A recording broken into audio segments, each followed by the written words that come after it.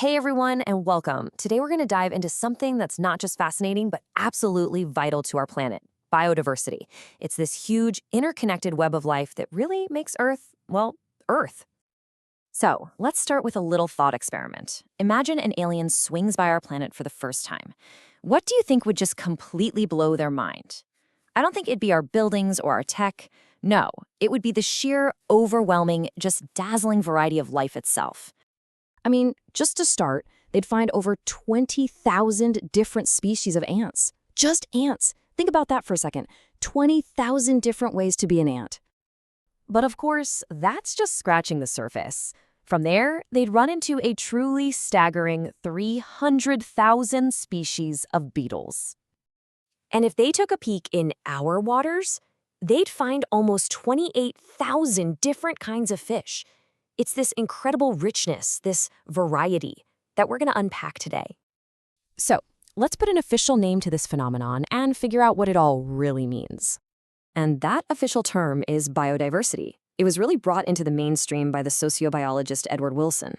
And here's the key thing. It's not just about counting up all the different species. It's about the diversity at every single level of life. We're talking about everything from the genetic differences inside a single species, why there are so many types of mangoes, all the way up to the vast variety of entire ecosystems, like rainforests, deserts, and coral reefs.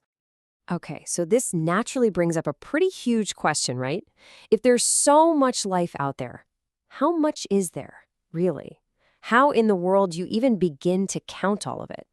Well, here's the deal. We've officially logged about 1.5 million species, but a lot of the other estimates you hear are really just educated guesses. But there's a more conservative, scientifically sound estimate from ecologist Robert May, and he puts the total number somewhere around 7 million.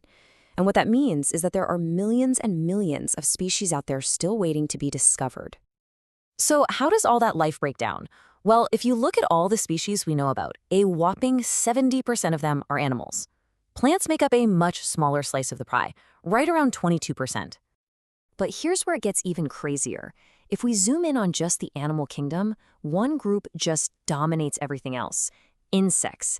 They account for over 70% of all animal species. Let me put it another way. For every 10 animals on this planet, 7 of them are insects. Their ability to diversify is just off the charts. But, and this is a big but, this incredible biological wealth that we have is in serious trouble. We've got to shift gears now and talk about the crisis our planet is facing. This quote just nails the terrifying imbalance of what's happening. Think about it. What nature painstakingly built over millions and millions of years, we're on track to dismantle in the blink of an eye, geologically speaking. The stakes just could not be higher. Scientists have a name for this. They call it the sixth extinction. Now, Earth has had 5 other mass extinctions in its past, but this one's different. The current rate of species loss is estimated to be anywhere from 100 to 1,000 times faster than the normal natural rate. And the cause is painfully clear. It's us, our human activities.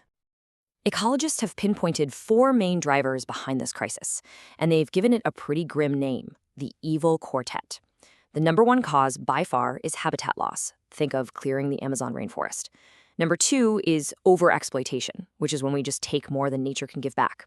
Then you have alien species invasions, which can wreak havoc on local ecosystems. And finally, there's co-extinctions, which is this tragic domino effect where if one species disappears, another one that depends on it vanishes too. So we know what we're losing, and we know why we're losing it. But that leads to maybe the most fundamental question of all.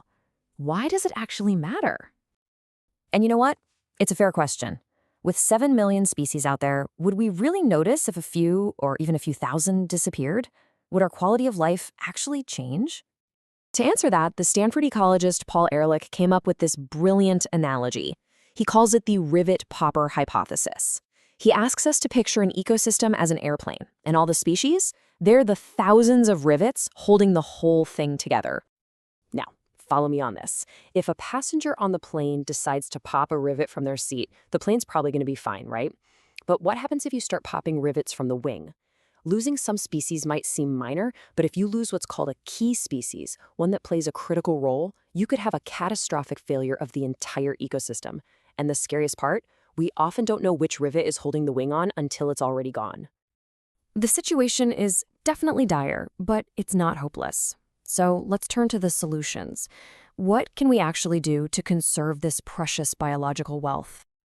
Broadly speaking, conservation efforts fall into two main categories. First, you've got in situ, which basically just means on-site conservation. That's all about protecting species right there in their natural habitat. And the second is ex situ, or off-site, which is when we have to protect them somewhere else. So, in situ conservation is all about protecting the whole system. This could be legally protected areas we're all familiar with, like national parks. Or it could mean focusing on biodiversity hotspots. These are incredible regions that cover a tiny fraction of the Earth, but hold a massive number of species. It even includes things like sacred groves, which are forests that local communities have protected, sometimes for hundreds of years. Then you have ex situ conservation. This is like the emergency room. It's for when a species is right on the brink and needs immediate intervention. We all know about zoos and botanical gardens, but this category also includes some really high-tech solutions, like seed banks, which are kind of like a global insurance policy for plants. And then there's cryopreservation. Think of it as a futuristic Noah's Ark, where we freeze genetic material to save it for the future. And that brings us to one last thought to leave you with. This quote just powerfully captures the race against time we're in. We are losing species, these priceless books in nature's library, faster than we can even discover them, faster than we can even read their titles. So the crucial question we're all left with is, what chapter are we going to choose to write next?